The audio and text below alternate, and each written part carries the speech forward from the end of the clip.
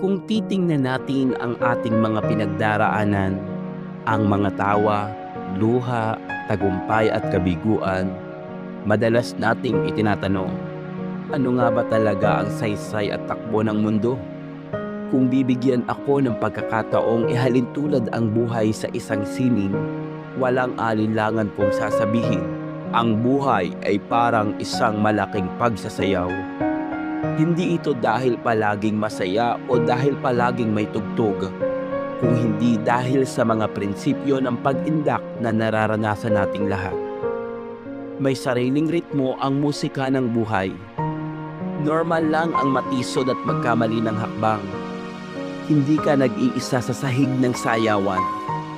Ang buhay ay hindi isang paligsahan kung sino ang may pinakamagandang kasuotan o pinakamagarbong indak. Ang buhay ay tungkol sa kung paano mo nararamdaman ang musika sa kabila ng pagod at pawis. Kaya naman, sa susunod na makaramdam ka ng pagod, huwag kang hihinto.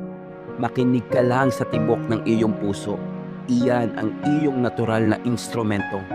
Huwag mong hintayin matapos ang bagyo. Matuto kang sumayaw sa gitna ng ulan.